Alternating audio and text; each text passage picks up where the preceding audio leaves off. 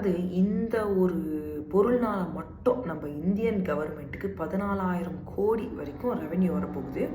அது வந்து சிகரெட்டும் கிடையாது, ஆல்கஹாலும் கிடையாது நீங்கள் நினச்சிட்டு இருந்தீங்கன்னா. இன்ஃபேக்ட் இதில் வந்து ஆல்ரெடி ஜிஎஸ்டி 40% போட்டிருக்காங்க. அதுக்கு மேலே இந்த ஒரு செஸ்ஸை போட்டு அதுலேருந்து இந்த ரெவென்யூ வரப்போகுது. இன்ஃபேக்ட் யூஸ்வலாக வந்து நம்ம கன்சம்ஷனுக்கு மட்டும்தான், அதாவது கஸ்டமர்ஸ்க்கு மட்டும்தான் அந்த வரி வந்து போகும். இந்த கேஸில் பார்த்தீங்கன்னா அதை வந்து தயாரிக்கிறதுக்கே வந்து இந்த வரி போட்டிருக்காங்க. அப்படி இவ்வளோ வரி போட்டும் கூட 14,000 கோடி தான் வந்து வரப்போகுது. அதாவது அதுக்கான டிமாண்ட் குறைய போகிறதில்ல. அப்படிங்கிறதுக்கு முக்கியமான காரணம் என்னென்னா, அதுக்கு ஒரு பெரிய மார்க்கெட் இருக்குது. அதே மாதிரி நிறைய செலிபிரிட்டிஸ் இதை வந்து ப்ரொமோட் பண்ணுறாங்க. என்னன்னு யோசிச்சுக்கிட்டு இருந்தீங்கன்னா, பான் மசாலா, அதாவது அந்த பான் மசாலா அப்படிங்கிற ஒரு ப்ராடக்ட்டுக்கு தான் இவ்வளோ ரெவென்யூ வரப்போகுது.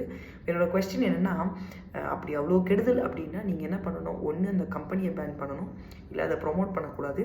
பட் இவ்வளோ டேக்ஸ் போட்டாலும் மக்கள் அதை வாங்க தான் போகிறாங்க, இவனுங்களும் அதை விற்க தான் போகிறாங்கன்னா அப்போ எதுக்கு அப்படிங்கிறது தான் எனக்கு புரியல. நீங்கள் என்ன நினைக்கிறீங்க?